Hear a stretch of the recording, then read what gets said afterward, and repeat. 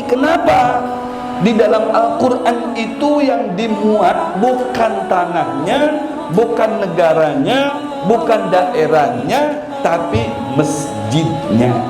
Minal masjidil haram ilal masjidil aqsa. Ada apa dengan ini? Perlu kita ketahui bersama, ya.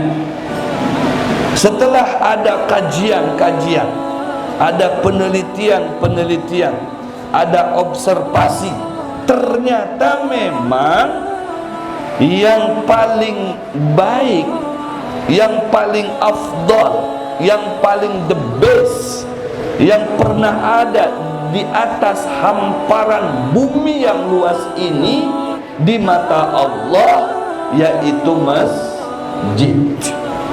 Sebagaimana Rasulullah SAW berdauh, khairul biqa ilallah masajiduha. Tempat yang paling api, tempat yang paling bagus, yang paling khair, yang paling the best itu bukan apartemen, bukan juga hotel, no way, tapi masajiduha, yaitu masjidnya Allah Subhanahu wa ta'ala. Yang sekalipun kalau kita melihat secara kacamata zahir kita, struktur bangunannya jauh hotel lebih bagus, apartemen lebih bagus, mungkin kantor-kantor kepala desa dan lain sebagainya lebih kokoh, lebih hebat, lebih kuat ketimbang masjid. Akan tetapi nilai yang dimaksud di sini bukan struktur bangunan, nilainya masjid, bangunan masjid Baitullah ini, ya, di mata Allah ternyata jauh lebih baik daripada semua bangunan yang ada di atas hamparan bumi ini. Masya Allah. Dan ini masjid, salah satunya ini masjid Nurul Jannah, ya.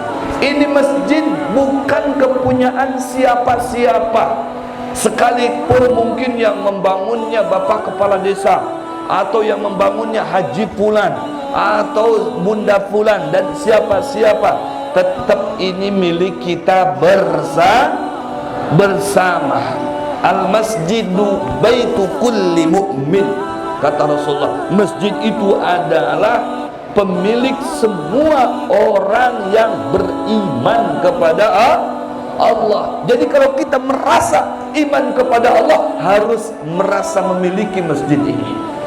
Kalau kita merasa memiliki masjid ini, apabila melihat masjid ini kosong melompong, cuman imam dengan Bilal atau kaum saja, maka kita di situ harus ikut serta turun ke masjid, panggil konco-konco kita, teman-teman kita, ya, handai taulan kita, ayo kita peduli dengan rumah kita sendiri, dengan tempat yang paling kita cintai, yaitu masjid, dengan cara kita sholat berjamaah.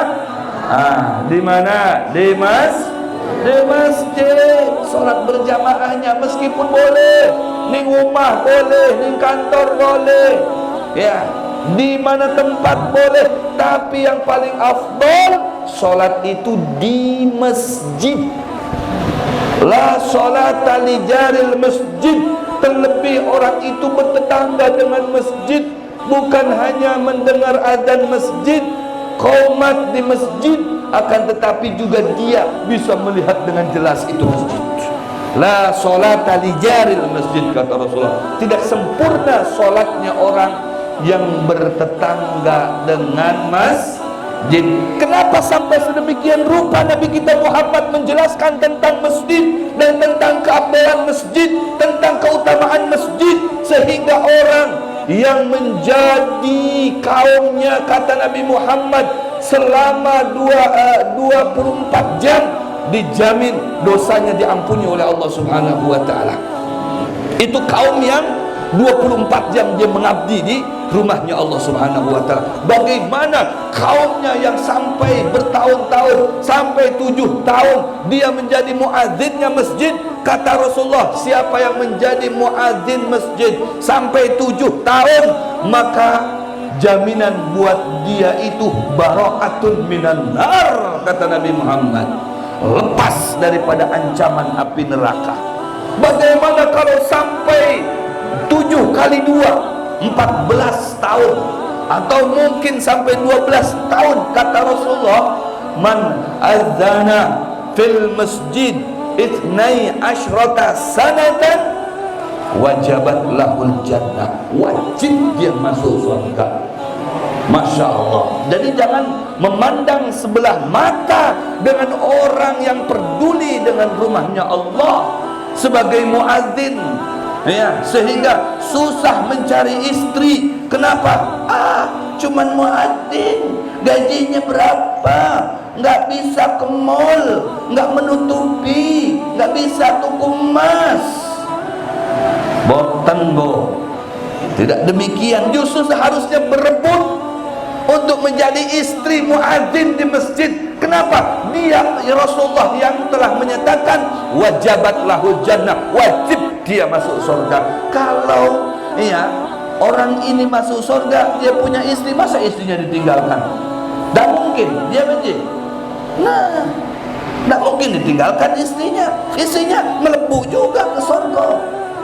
Dia benci. Kalau istrinya loro-loronya, dua-duanya ke situ masuk. Tiga-tiganya, papat-papatnya melebu kabeh ke surga. Masya Allah. Ini sudah dapat jaminan dari Rasulullah, wajabat lahul jannah. Itu baru muadzin, belum lagi imamnya. Waduh, itu imam yang merajai surga itu, ya. Masya Allah. Untung ibu-ibu yang menjadi istri imam masjid ini, atau ibu yang ada di sini, oh saya Habib, saya istri muadzin di masjid sini. Masya Allah. Saya Habib istri kaum masjid sini. Alhamdulillah. Alhamdulillah. Begitu juga ini yang tukang bersih masjid. Jangan dipandang sebelah mata. Mereka itu adalah orang yang mulia di mata Allah. Belum tentu Anda duduk di kantor ber-AC, ngitung duit jutaan rupiah, tapi tidak mengenal masjid. Harapan Anda untuk masuk surga belum tentu dikabulkan. Betul-betul. Nih yang tukang ngebersihin masjid nih.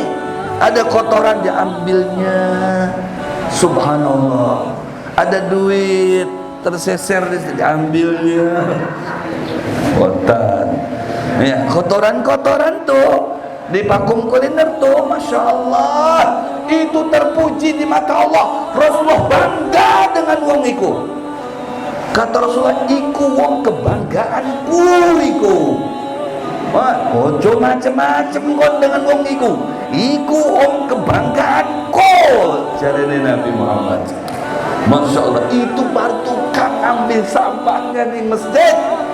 Apa maning ya sing memakmurkan masjid, apa maning sing membelikan AC di masjid, lampu di masjid. Kata Rasulullah, itu orang yang peduli dengan lampunya di masjid, dengan AC-nya di masjid, dengan peralatan-peralatan keperluan masjid dia kedepankan, maka sungguh dia itu adalah orang yang sugih.